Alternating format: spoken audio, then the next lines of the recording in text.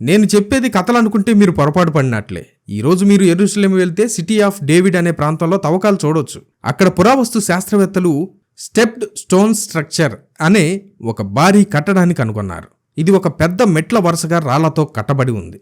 ఇది దావీదు కాలానికంటే ముందే, అంటే మనం మాట్లాడుకుంటున్న ఈ యెబూసీల కాలంలో లేదా అంతకంటే ముందే కట్టబడింది. బహుశా ఆనాటి కోట గోడలకు సపోర్ట్ ఇవ్వడానికి దీన్ని కట్టుంటారు. దీన్ని చూస్తే అర్థమవుతుంది ప్రాచీన యెరూషలేము వాళ్ళ ఇంజనీరింగ్లో ఎంత తెలివైన వారు.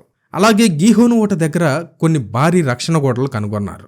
నీళ్లు తెచ్చుకోవడానికి వెళ్లేటప్పుడు శత్రువులు దాడి చేయకుండా ఊట చుట్టూ పెద్ద రాళ్లతో రక్షణ ఏర్పాటు చేసుకున్నారు. ఇవన్నీ 3000 నుండి 4000 సంవత్సరాల క్రితం నాటివి. బైబిల్ చెప్తున్న చరిత్ర ఎంత వాస్తవమో చెప్పడానికి ఇవి సాక్ష్యాలుగా నిలిచాయి. దీన్ని బట్టి మనకు ఒక విషయం అర్థం అవ్వాలి.